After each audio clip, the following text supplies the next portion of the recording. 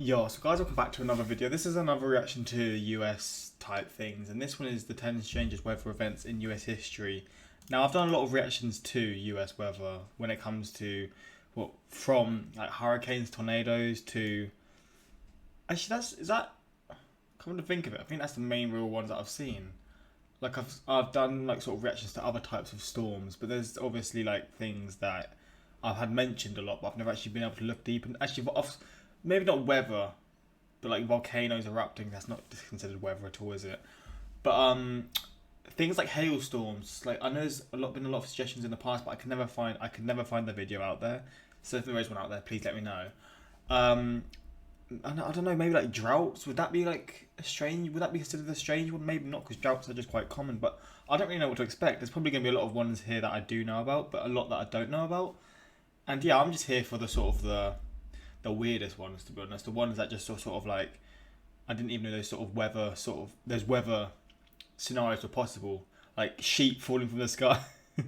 Maybe not sheep falling from the sky, but you get the gist of what I'm saying. What am I waffling about this time? But yeah, let's just get into this one. Hopefully you guys are doing well. Quick shout out to my Instagram, my Twitter links in the description for those. Same for my Patreon, links all there. But yeah, man, let's give this a watch and let's see some of the craziest weather events that go on in the US, man. From sudden bouts of darkness to tornadoes filled with flames and creatures falling from the sky. Today I swear there was a country where there was like, wasn't like frogs, raining frogs or something. Oh, there's a place where there's like raining fit. Where is it?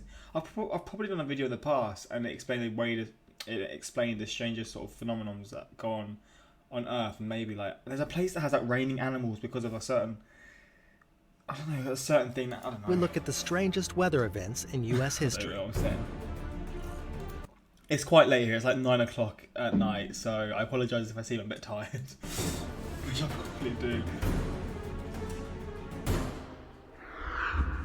Number 10. Coldest day. Throughout 2019, the Midwest United States experienced some extremely chilly temperatures, with places like Detroit experiencing minus 14-degree weather, Milwaukee dropping to 21 below zero, and Chicago somehow surviving negative 23 degrees Fahrenheit. In comparison to the history of the U.S., though, these temperatures are far from the worst experienced by Americans. The coldest day ever recorded on U.S. soil was January 23, 1971, when the people of Prospect Creek, Alaska, endured a terrifying temperature of minus 80 degrees. When it comes to the lower 48 states, the coldest...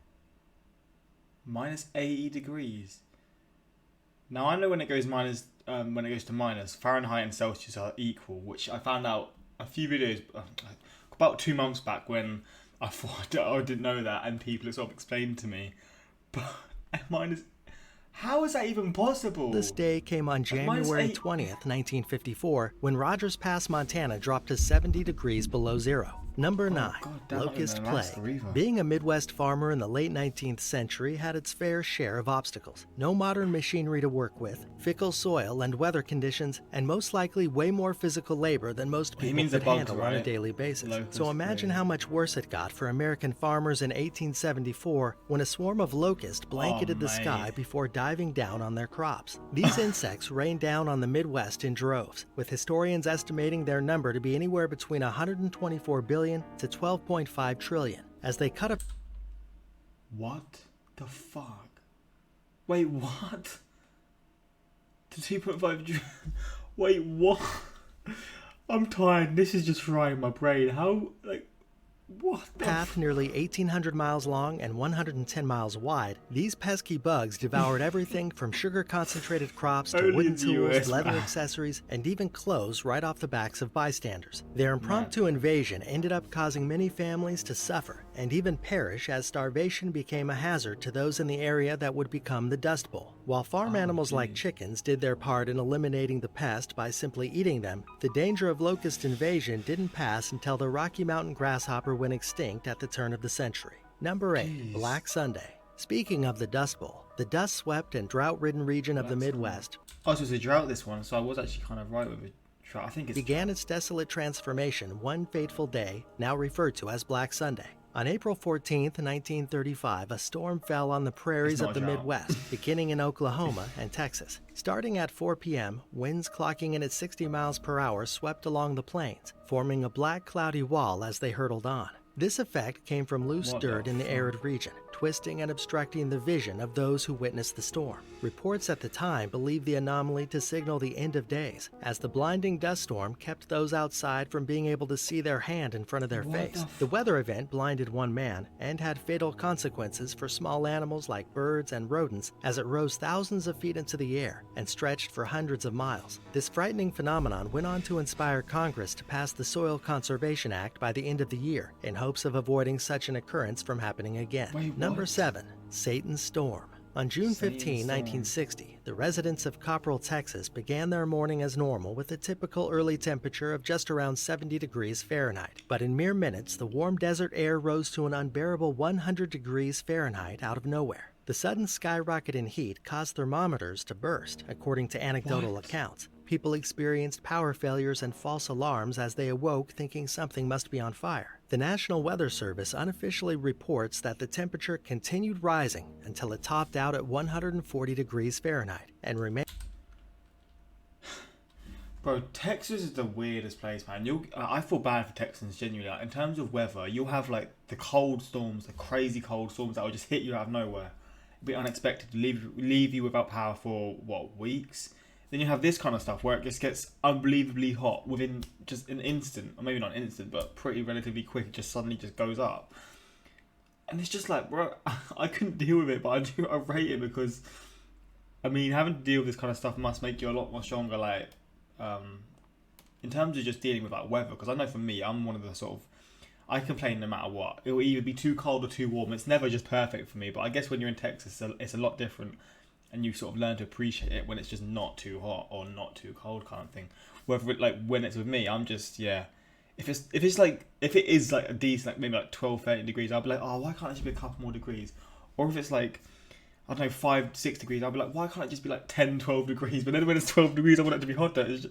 I don't know, man. Remained there for 3 hours straight. Eventually, the heat subsided, leaving farmers to investigate the level of damage wrought by the sudden heat wave. In its wake, people found that some cattle perished under the infernal sun, while corn and cotton cooked off the crop, ruining entire fields of vegetation. This event earned the name of Satan's Storm during its time. But today, we know the extreme switch in temperature to be a heat burst. These are caused from a thunderstorm rising and being pushed back down to the surface, leading the air below to become compressed and extremely hot. Number 6. Tornado Tantrums. Tornadoes plague the Midwest almost annually, and at times more than one can touch down in a given place. But on April 3rd and April 4th in 1974, a flood of tornadoes spread across multiple states in the Ohio Valley, causing over $1 billion, adjusted for inflation, in damage, and claiming the lives of 335 people in the process. An astounding 148 twisters tore into the U.S., with some reaching a circumference of 5 miles wide. Then again in 2011, from April 25 to April 28, another flurry of tornadoes ravaged America,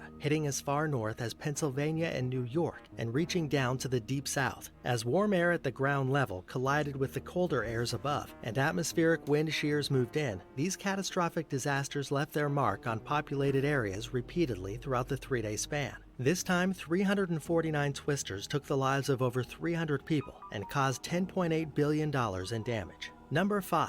Dark Day.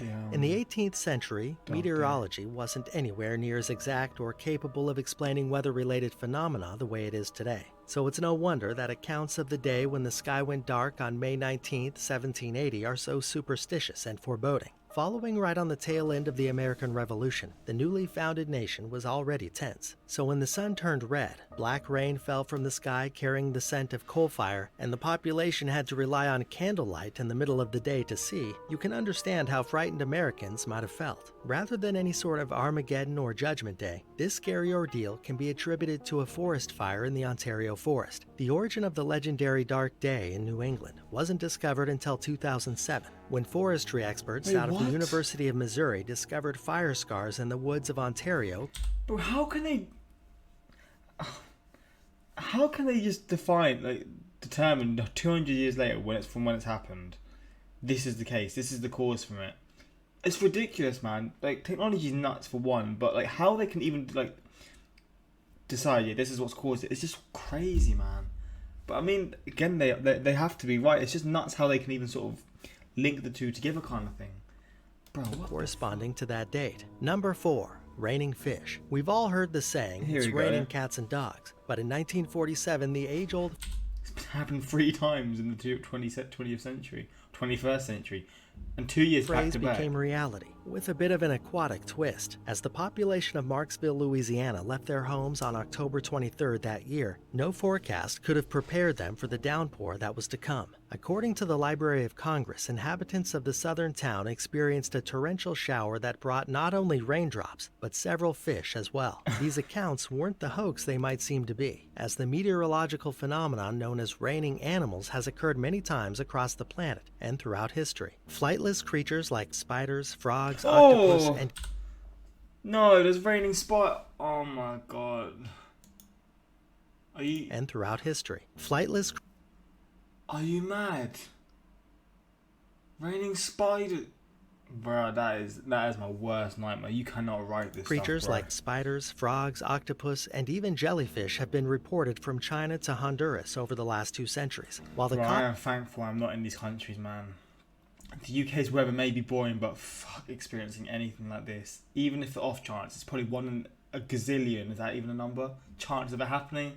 Bro, on that off chance, I'm just blessed that I'm not there. Because of such an event has never been witnessed. The prevailing theory as to what causes such groups of animals to be displaced attribute the phenomena to waterspouts and updrafts. Waterspouts are the weaker of the 2 hypothesized sources, as the water-based tornadoes capable of flinging objects along the water at high speeds fail to suck up anything in their path. Updrafts, on the other hand, are strong winds that could more feasibly sweep up entire communities of animals before sending them plummeting to the earth below. The last accounts of raining animals in the U.S. took place in 2007, as worms rained onto Jennings, Louisiana, and in September 2016, and again in May of 2017, when fish drizzled down into Philadelphia, Pennsylvania, and Oroville, California, respectively. Number 3.